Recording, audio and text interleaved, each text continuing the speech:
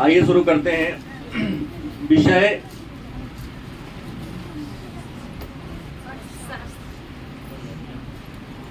अर्थशास्त्र। इसी को अंग्रेजी में इकोनॉमिक्स कहते हैं।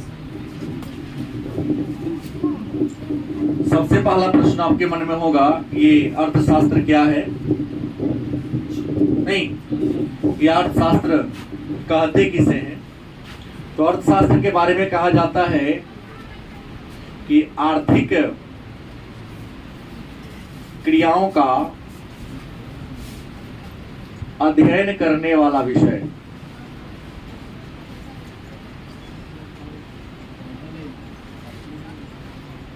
आर्थिक क्रियाओं का, क्रिया का मतलब क्या होता है? काम।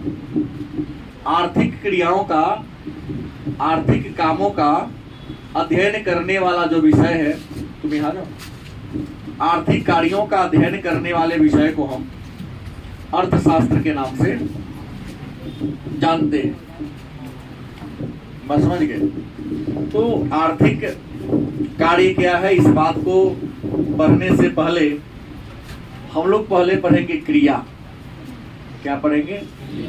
जिसे अंग्रेजी में एक्टिविटी कहते हैं। क्रिया क्या है या क्रिया कहते किसे?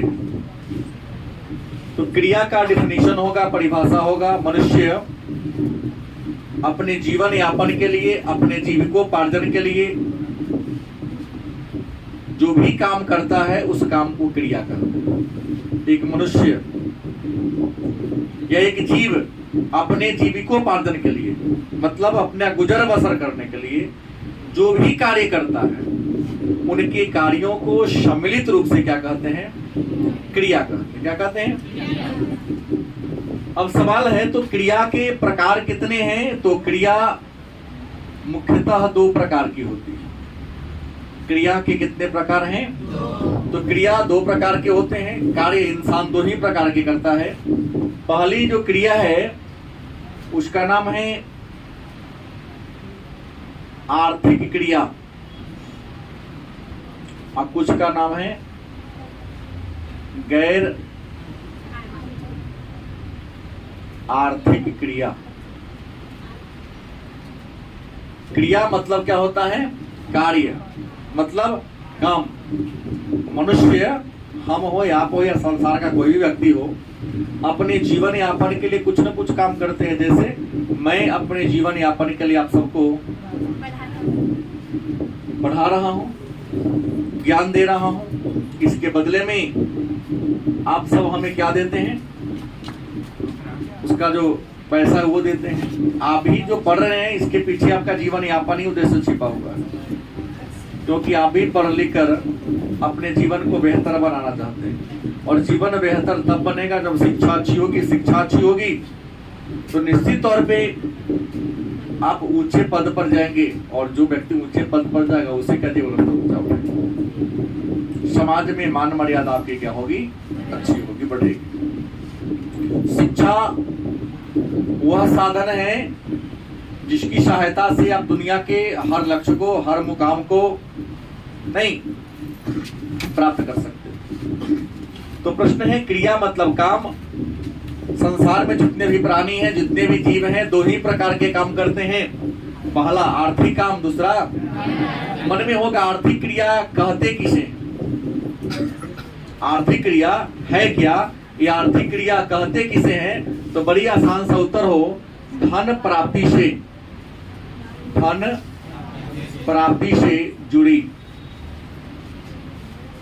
मतलब वह काम जिसको करने से हमें क्या हो? धन की प्राप्ति हो। तो वे क्रिया जिनके करने से हमें धन की प्राप्ति होती है, आर्थिक क्रिया कहते हैं। लेकिन कुछ ऐसी भी क्रिया है जिससे धन की प्राप्ति नहीं होती है। आसान बात है कि जिस क्रिया से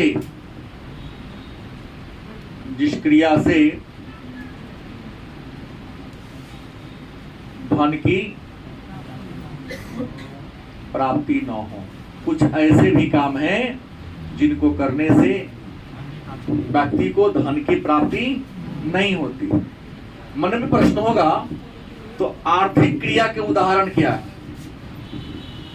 तो शिक्षक के द्वारा बच्चों को पढ़ाना आर्थिक क्रिया के उदाहरण है, सही है।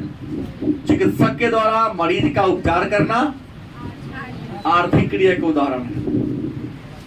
मजदूर के द्वारा किसी के खेत में काम करना, श्रमिक के द्वारा किसी कंपनी में काम करना, किसी दुकान में काम करना उदाहरण है किस क्रिया के?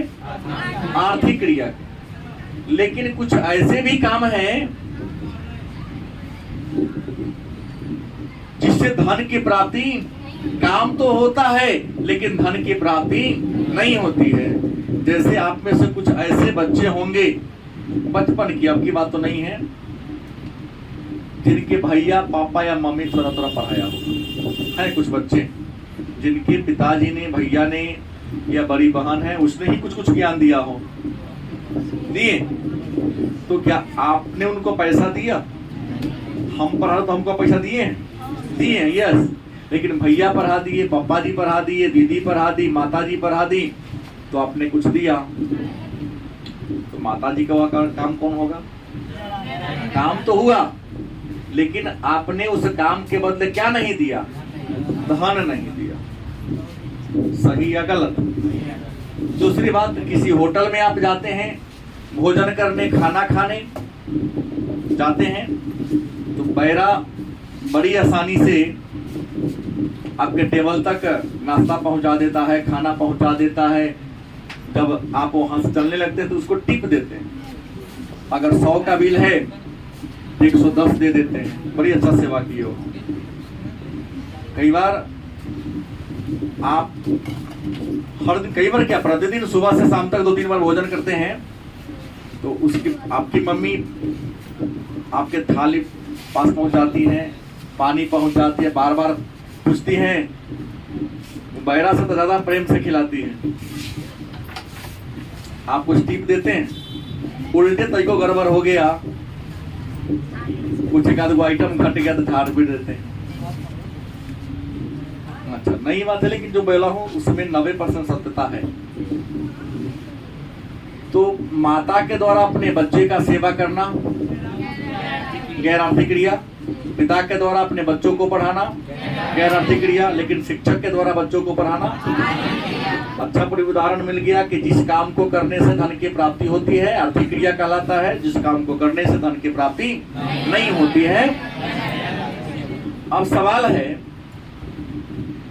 तो क्या गैर आर्थिक क्रिया का भी वर्गीकरण है? तो गैर आर्थिक क्रिया का कोई वर्गीकरण नहीं है, लेकिन बता दो कि जो आर्थिक क्रिया है, इस आर्थिक क्रिया का वर्ग है, वर्गीकरण है, विभाजन किया गया है। तो आर्थिक क्रिया को कितने भागों में बांटा गया है? तो आर्थिक क्रिया को 4 भागों में बांटा गया है। अब हम कहेंगे कि आर्थिक क्रिया के 4 वर्ग कौन है? तो पहला है उपभोग। पहला क्या है?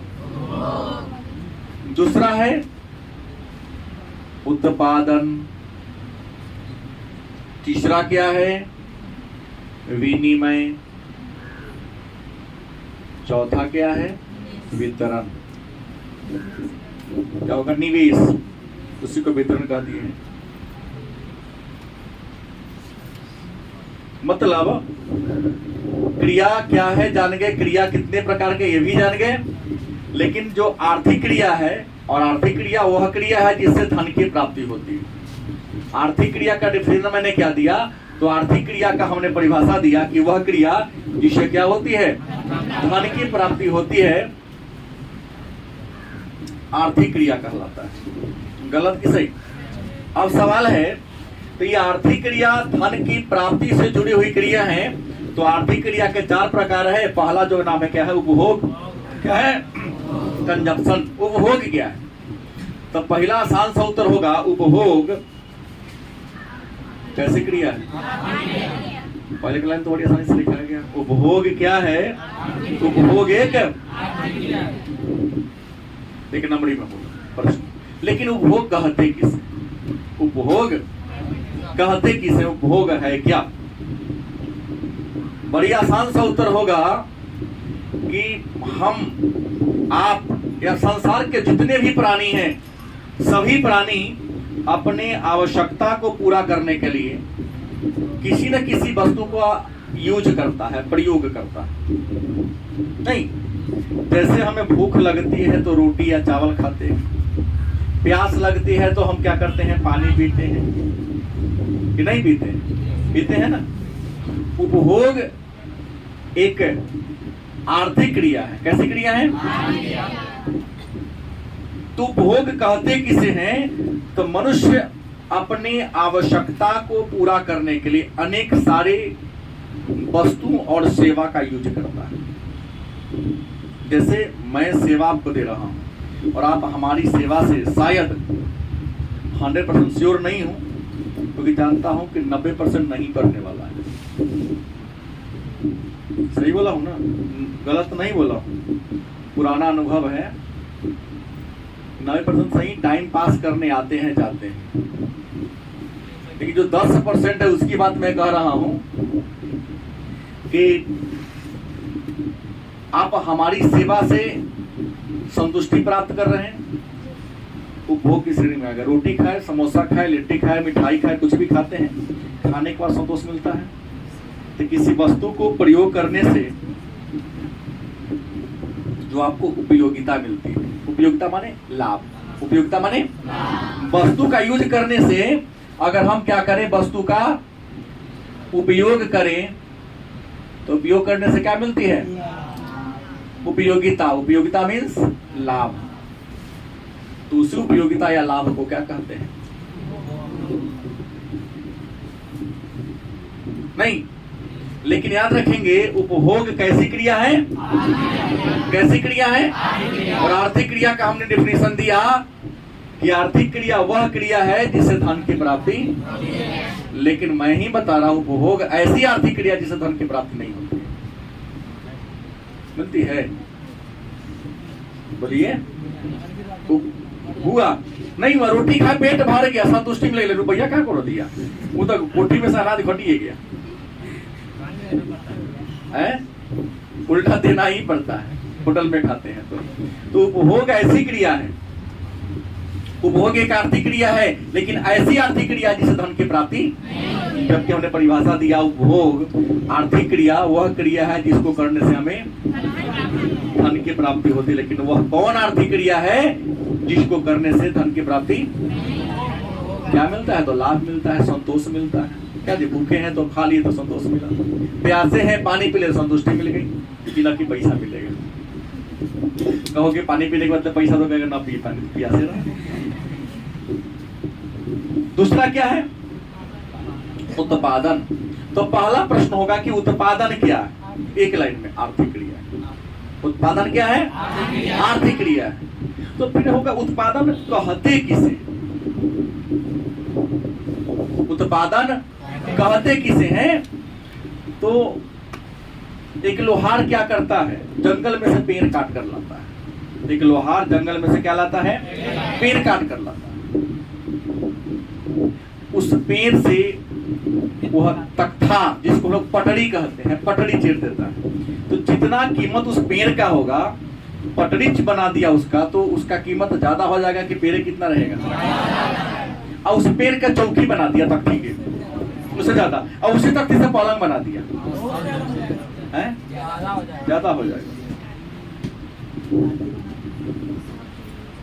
तो प्रश्न है, उत्पादन एक आर्थिक क्रिया है जिसमें एक व्यक्ति किसी वस्तु के रंग, रूप, आकार, प्रकार बदलकर उसके कीमत को बढ़ा देता है। नहीं, माने उत्पादन के द्वारा क्या होता है? कीमत, किसी वस्तु के कीमत को बढ़ाने वाली जो क्रिया है, उस क्रिया को उत्पादन क्या है? इस क्रिया में क्या करते हैं? किसी वस्तु के रंग, रूप, आकार, प्रकार, स्थान, मतलब स्थान को बदल कर भी वस्तु के उपयोगिता को बढ़ाया। जैसे ये मेरे हाथ में जो पुस्तक है, ये अर्थशास्त्र की पुस्तक है। किस विषय की है? इसका कीमत लगभग 400 रुपया के आसपास लिखा होना चाहिए था, जो भी हो 400 रुपया के आसपास इसका कीमत होगा। लेकिन एक दुकानदार के लिए इसका कीमत ओनली 400 रुपीज, लेकिन स्टूडेंट के लिए इसकी कीमत मूल्यांकन नहीं कर सकते। इस किताब को पढ़ने से अगर प्रतियोगिता परीक्षा में 20 को प्रश्न उससे मिल जाता है और उस प्रश्न का उत्तर दे दिया, उसको नौकरी लग जाती है क्या, तो उसके जीवन में जितना कमाया उतना इसके किताब की कीमत हो जाएगा। उस नौकरी से उसके जीवन में जितना संतोष की प्राप्ति हुई नहीं, मतलब मालिक बदलने से वस्तु की उपयोगिता या कीमत बढ़ जाता है, नहीं बढ़ जाता है। दुकानदार के पास कीमत 400, मेरे पास तो करोड़ों है। मैं जितने बच्चों को पढ़ाऊंगा बहुत ज्यादा आएगा। हमसे भी ज्यादा कीमत विद्यार्थी के पास होगा। कहीं नौकरी लग गया तो कितना अरबों रुपया कमा लेगा, उससे नहीं कर सकता है। गलती बोला गया। कोई बात को वापस ले लेता हूँ। सैलरी तो सब जानता नहीं होगा, तो सरकारी नौकरी सैलरी के लिए कौन कर रहा है जी? सैलरी के लिए अगर सरकारी नौकरी नहीं है, सरकारी नौकरी घूस के लिए लोग कर रहा है, और घूस लेना फैशन हो गया है पूरे भारत में। घोटाला करना, घूस लेना फैशन हो चुका है। क्योंकि वो दिन दहाड़े कहता है इतना देगा तो थोड़ा काम होगा, तो फैशन है ना। शक्ति प्रदर्शन है, केकरा कहना जाओ कह देना, ऐसा ही कहता है सब कर्मचारी। किसी कहना है तो नीतीश कुमार के यहाँ जाओगे, जाओ कह देना हमको डर नहीं लगता, ऐसे कर्मचारी बोलता है। क्या बोले हैं? हाँ, लेकिन मजबूरी भी है कि अगर बिहार में रहना होगा तो घुसखोरी करना पड़ेगा, क्योंकि ऊपर वाले को ट्रांसफर जो करना है। नहीं करेंगे तो नौकरी कहता है सीधे, नहीं देगा इतना तो भेज देंगे तुमको। खैर छोड़िए उन बातों को, हमको उससे क्या मतलब है। हमने जो सुना है वो मैंने आपको कहा। कौन करता है नहीं करता क्या मतलब, उत्पादन जान के कीमत को बढ़ाने वाली क्रिया है। अब क्या आता है? विनिमय। सब जानता है विनिमय माने अदला बदली। विनिमय मतलब अदला, मतलब हमने सामान दिया, जैसे मैंने ज्ञान दिया तूने मुझे पैसा दिया, ये तो है। हम विनिमय न कर रहे हैं। मैं, मेरे और आप सबके बीच विनिमय हो रहा है। किसका विनिमय? तो मैं आपको ज्ञान दे रहा हूं और उस ज्ञान के बदले में आप मुझे पैसा दे रहे हैं। तो विनिमय का मतलब क्या होता है? अंग्रेजी में एक्सचेंज कहते हैं। नहीं, विनिमय के रूप की बात करते हैं तो आपको पहले ही पता है कि विनिमय के दो रूप थे। विनिमय के विकास के दो रूप, एक था वस्तु विनिमय और दूसरा क्या था? मौद्रिक विनिमय या मौद्रिक प्रणाली। विनिमय के कितने रूप? एक वस्तु विनिमय प्रणाली, दूसरा वस्तु विनिमय प्रणाली। उम्मीद है सबको पता ही होगा, क्लास 10 में भी पढ़ा होगा। मैं भी बैंकिंग पढ़ाऊंगा तो मैं चर्चा करूंगा कि वस्तु विनिमय प्रणाली क्या है, मौद्रिक प्रणाली क्या है। तो वस्तु से वस्तु का अदला बदली करना, क्योंकि विनिमय का मतलब नहीं होता है। गांव में आज हो शादी विवाह के समय लाल धान का साबुन के चूरा कूटने के लिए जरूरत होता है। लाल का रंग के धान का यूज होता है। मनीष के भैया का शादी तुरंत हुआ है, इसको पूरा याद है। क्या जी? मान लिया ऐसे ही लोग फ्री में दे दिया करता है, लेकिन नहीं होगा, कुछ लोग नहीं देते फ्री में, तो उसना या उसे दुगुना या तिगुना धान देता है, उसके बाद ये देता है। नहीं तो हमने सामान दिया, तूने मुझे क्या दिया? सामान दे दिया। जैसे लोहा से प्याज। वेरी गुड, बहुत अच्छा उदाहरण दिया, ये सब समझ लेगा आसानी से। उजरबाल से चीनी कटोरा सबसे बढ़िया। गांव में एक बार देखा तो कुछ बाल नोच नोच के ऐसे लपेट के हमने कहा ऐसा क्यों भाई, तू घर वाला आ जाएगा। तो चीनी कटोरा लगा सके दही से लगा से बनता है। सोकरे सन पापड़ी कहते हैं आप लोग इस चंद्र भाषा में। हम लोगों के समय बजाता चीनी कटोरा, टुन टुन बोले लड़का सके मनवा डोले।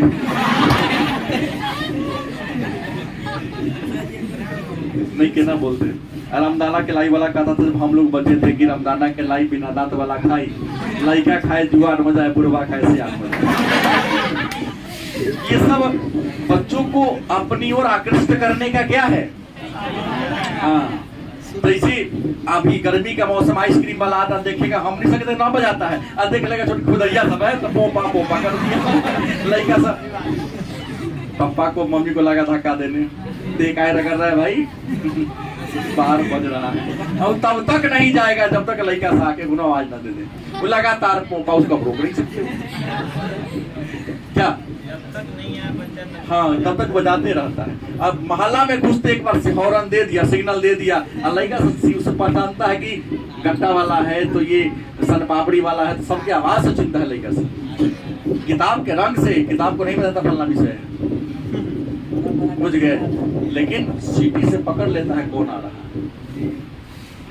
तो वस्तु विनिमय का मतलब क्या होता है, एक वस्तु से दूसरे वस्तु का अदला बदली करना वस्तु विनिमय प्रणाली कहलाता।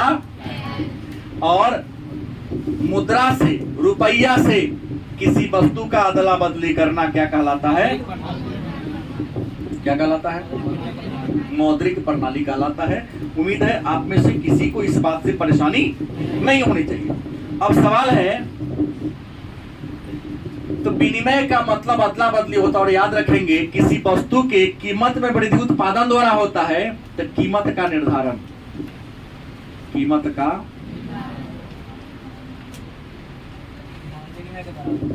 किसके द्वारा होता है, विनिमय के द्वारा होता है।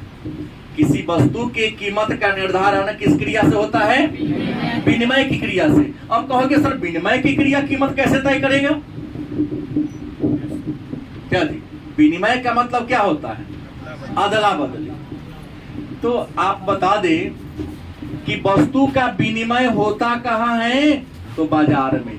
किसी वस्तु का विनिमय कहाँ होता है, किसी को तकलीफ है, किसी वस्तु का विनिमय कहाँ होता है, बाजार में। अब कहोगे कि सर बाजार किसे कहते हैं, अंग्रेजी में इसको आप लोग कहते हैं मार्केट। बाजार कहते किसे, तो बाजार उस स्थान को कहते हैं जहां पर क्रेता माने खरीदने वाला, विक्रेता मतलब आपसी प्रतिस्पर्धा के आधार पर वस्तु के कीमत को तय करते हैं। वह स्थान जहां पर क्रेता और विक्रेता आपसी प्रतिस्पर्धा, जिसको हम लोग हिंदी में कहते हैं प्रतियोगिता, अंग्रेजी में कहते हैं कंपटीशन, के आधार पर वस्तु की कीमत का निर्धारण करते हैं, उसी स्थान को क्या कहते हैं, बाजार के कितने प्रकार हैं, आगे टॉपिक पूरा मार्केटिंग हमको करना है, बाजार के विभिन्न रूप को बढ़ना है। लेकिन अभी जान ले कि वस्तु का विनिमय कहाँ होता है, अब बाजार के मुख्य तत्व है 6 गो, तत्व कै गो है, लेकिन बाजार के मुख्य भाग की बात करेंगे तो 2 गो भाग है, एक क्रेता और दूसरा विक्रेता, क्योंकि क्रेता और विक्रेता का अभाव के अनुपस्थिति में बाजार होगा ही नहीं, होगा खासकर नहीं। सबसे महत्वपूर्ण क्रेता है, कितनों विक्रेता रहे क्रेता नहीं पहुंचेगा, बाजार के गुणों वैल्यू है, मेरे ख्याल से कोई बैठ नहीं, बैठले रह जाएगा। ग्राहक भगवान होते हैं। अब राजू को सुनाया तो बुद्धि बढ़ाना में छोड़ के चलाता है। अब सवाल है कि कीमत के निर्धारण के कितने भाग हैं। कीमत निर्धारण के अगर भाग की बात करें तो कीमत के निर्धारण के 2 भाग हैं। किसी वस्तु का जो कीमत तय होता है, इसको कितने भागों में बांटा गया है, 2 भागों में बांटा गया है। पहला वस्तु के कीमत का निर्धारण, पहला कौन है,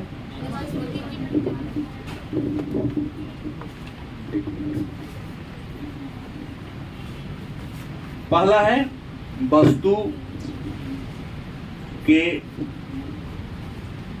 कीमत का निर्धारण और दूसरा साधन के कीमत का निर्धारण। साधन के कीमत का। अब सवाल है तो वस्तु के कीमत का निर्धारण, वस्तु माने क्या थी, सामान, वस्तु मतलब तो कीमत के निर्धारण के कितने भाग हैं? 2 भाग हैं। पहला भाग में क्या आता है कि वस्तु के कीमत का निर्धारण। तो वस्तु के कीमत के निर्धारण पहले बोल दिया हूं, कहां होता है? कहां होता है? वस्तु की कीमत कहां तय होता है? बाजार में होता है। कोई दिक्कत?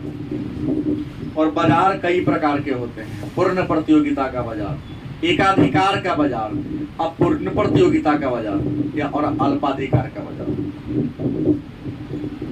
ग्रेजुएशन में इन सारे को पढ़ना है। यहाँ तो केवल डेफिनेशन और विशेषता बताऊंगा। ग्रेजुएशन में मतलब बीए में विस्तार से इसको क्या होता है पढ़ना होता है। मतलब वस्तु की कीमत कहाँ तय होता है? कहाँ होता है? और बाजार में वस्तु की कीमत तय करता है कौन? मांग व पूर्ति। अलग बात है कि वस्तु की कीमत कहाँ तय होती है, लेकिन बाजार में वस्तु की कीमत को तय करने वाला जो पावर है, शक्ति है, उसका नाम क्या है? गलती से मान लो मांग कम है, डिमांड पूर्ति ज्यादा है, तो वस्तु का दाम क्या होगा? कम जाएगा, घट जाएगा। मतलब पूर्ति क्या है? ज्यादा है और मांग क्या है? दाम। अब पूर्ति कम है, मांग, दाम क्या हो जाएगा? ये तो सामान्य सी बात है। बाजार में जिस दिन कोई वस्तु ज्यादा आ जाए, कद्दू 50 रुपए खरीदे हैं कि नहीं? आप लोग तो विद्यार्थी जीवन में है, लेकिन पापा जी से पूछिएगा, गलत कि सही? आसान बात घिउरा की बात कर ले। 60 रुपये किलो, 50 रुपए किलो, कल 20 रुपया में 1.5 किलो दिया। हम खरीदे तो हमको दिया तो सबको दिया होगा ना। हम विशेष आदमी थोड़ी ना, हम भी एक ग्राहक, अन्य भी एक ग्राहक है। कहा 1 किलो का दाम 60 रुपया। भिंडी की बात करते हैं, आज से 1-1.5 महीना पहले 60 रुपया 80 रुपए किलो भिंडी था। आज 20 रुपया में 1 किलो, कोनो 1.25 किलो 1.5 किलो बेचने को तैयार हो जा रहा है। आज जो टेस्ट आज है वो टेस्ट पहले नहीं था कि था। और आप देखो यहाँ 10 रुपए किलो। तो बाजार में वस्तु का कीमत तय कभी से होता है? पूर्ति से। पहले वस्तु का कीमत ज्यादा था, भिंडी का कीमत ज्यादा था, क्योंकि वो भिंडी की उपलब्धता। आज भिंडी का कीमत कम हो गया क्योंकि उपलब्धता ज्यादा हो गया। दूसरा है साधन के कीमत का निर्धारण। अब कहोगे सर ये साधन का मतलब क्या होता है? साधन तो बुझे ही नहीं। तो किसी वस्तु का जब उत्पादन करते हैं तो उत्पादन में कई साधनों का यूज होता है। किसी वस्तु के निर्माण करने में जो हमको सहायता प्रदान करते हैं उसको उत्पादन का साधन करते हैं।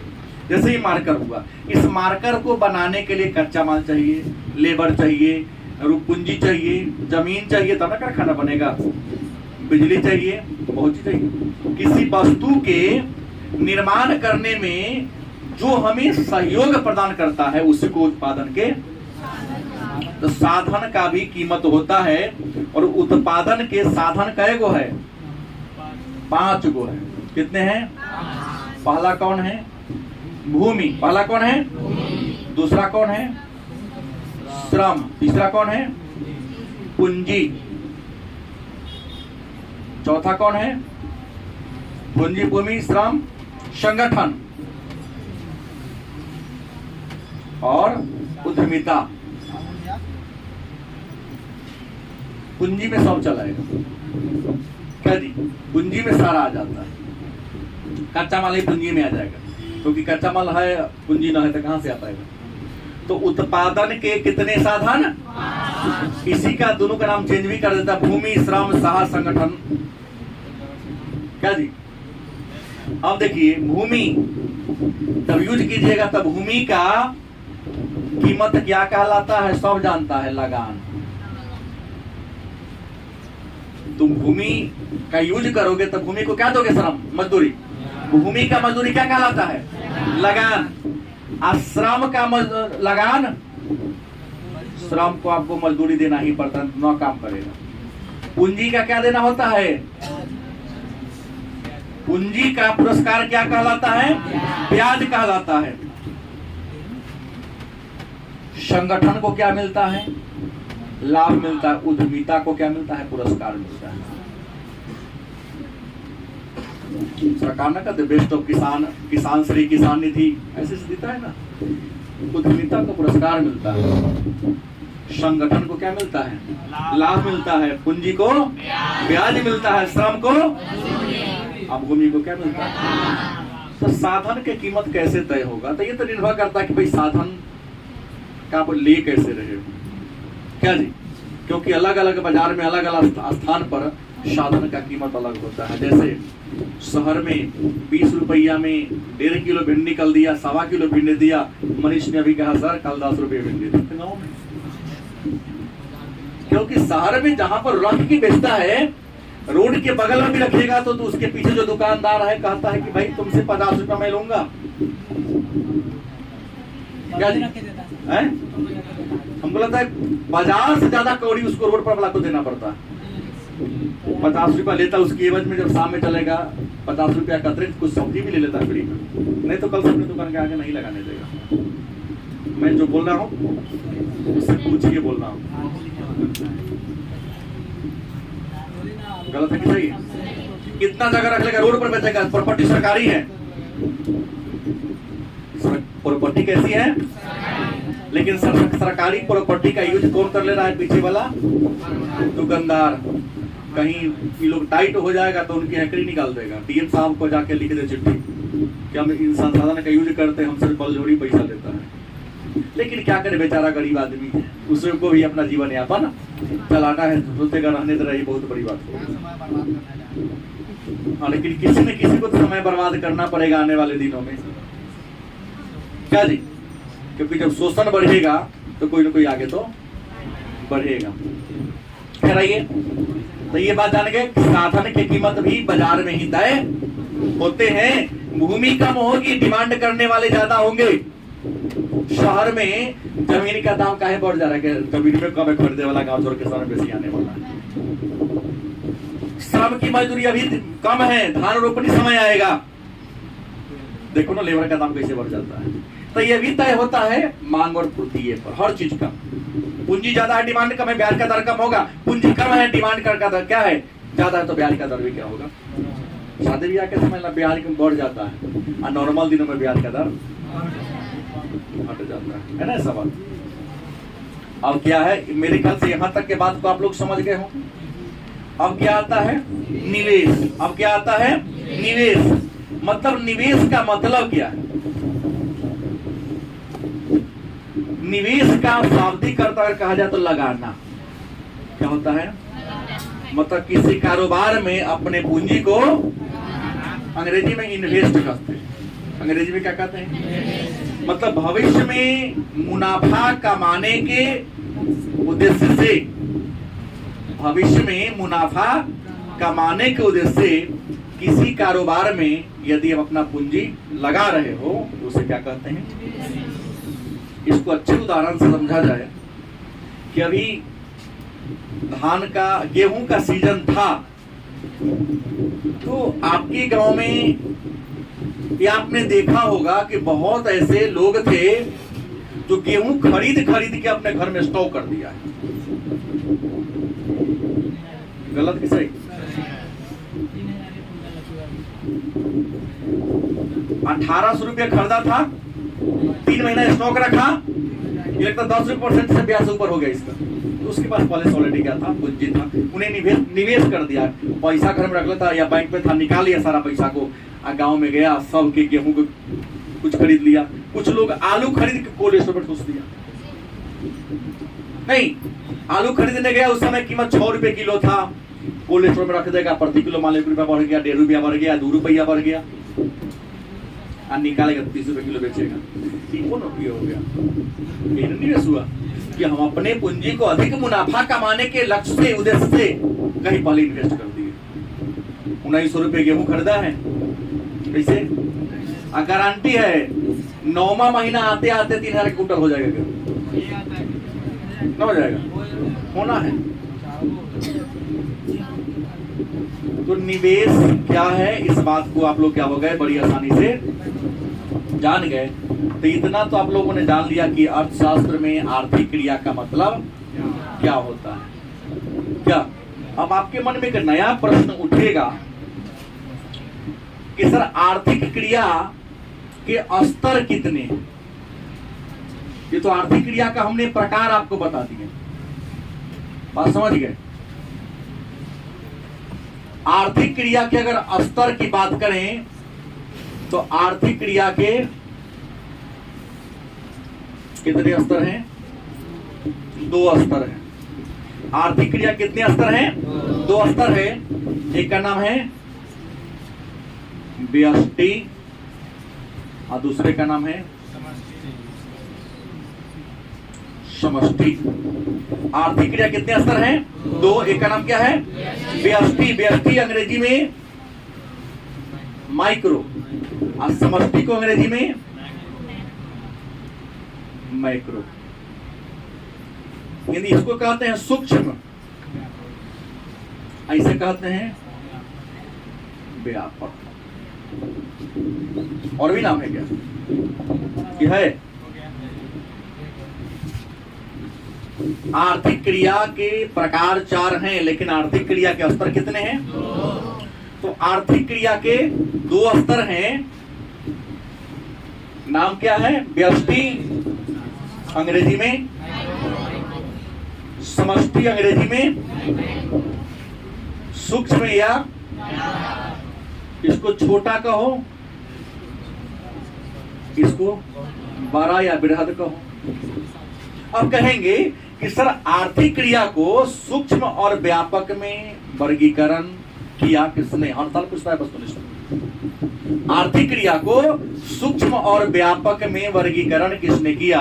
तो नाम आता है, एक नॉर्वे के विद्वान थे रैगनर फ्रिश।